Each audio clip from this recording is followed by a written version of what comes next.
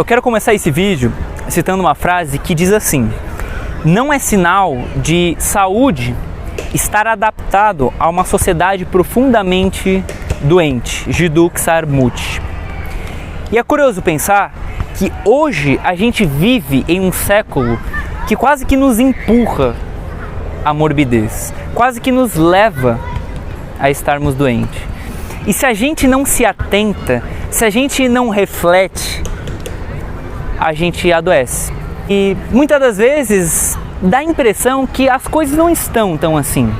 Quando a gente olha ao nosso redor, parece que tá todo mundo bem, tá tudo ok. A gente entra nas redes sociais e nos stories, no feed, e tá todo mundo vivendo as suas vidas felizes, em restaurantes, em lugares legais. E isso muitas vezes dá uma falsa sensação para nós que as coisas estão bem. Será que realmente a gente precisa de um janeiro branco para falar sobre conscientização de saúde mental? Será que a gente precisa de um setembro amarelo para falar sobre prevenção em relação ao suicídio?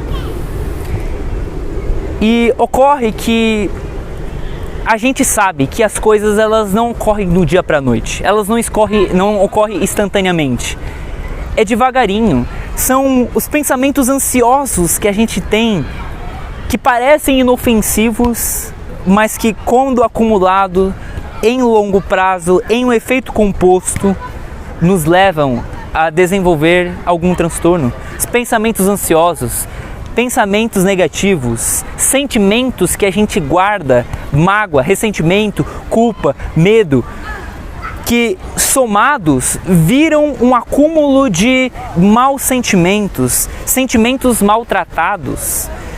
E no longo prazo, a gente pode acabar desenvolvendo algum tipo de transtorno e entrar na estatística da OMS que diz que há mais de 1 bilhão de pessoas no mundo com algum tipo de transtorno mental.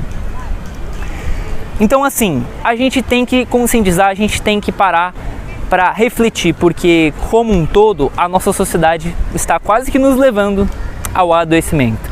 Então assim, tentando fugir um pouco do comum, o que eu diria para a gente ter um pouco mais de saúde mental no século em que vivemos? 3 coisas.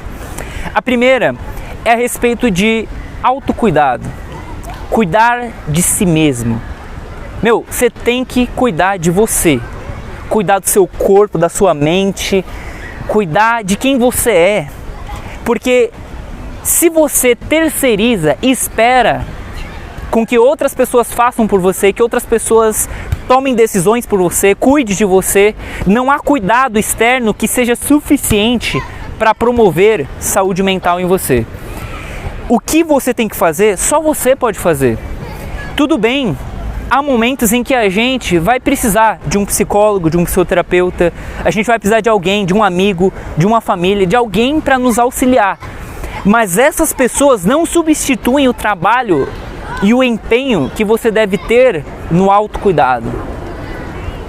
Elas não substituem. Portanto, eu diria, presta atenção em você.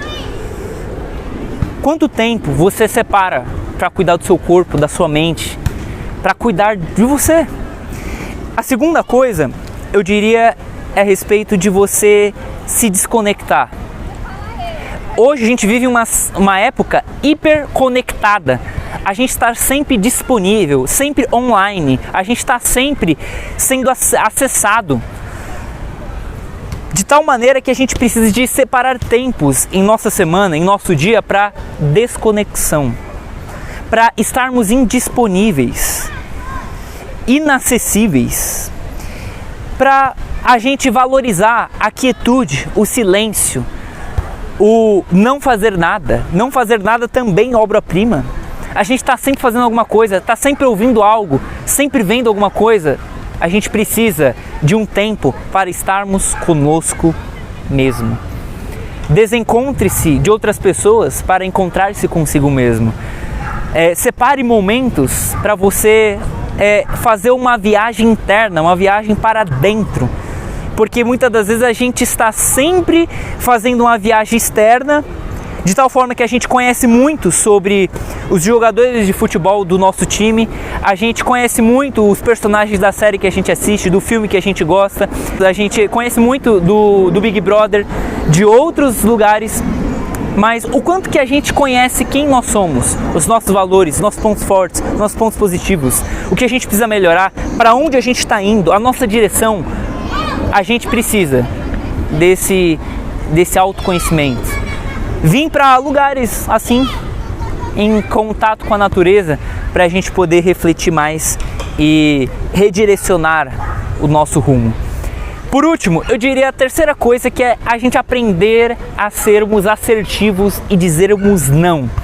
Dizer não é super importante em um ambiente, em uma época em que a gente está sempre dizendo sim, a gente está sempre querendo a aprovação, a validação dos outros. Então, saber dizer não a pessoas, a relacionamentos amorosos, a relacionamentos sociais, a hábitos, a desejos, a coisas que nos fazem bem, não nos fazem bem, que estão impedindo com que a gente cresça, que a gente evolua, estão nos travando. Se não soma, a gente tem que subtrair elas. Se não agrega, a gente tem que eliminar. Portanto, não fique refém desse tipo de coisa. É melhor você desagradar certas pessoas e ter paz mental do que você obter a aprovação alheia e isso fazer com que leve a sua saúde mental.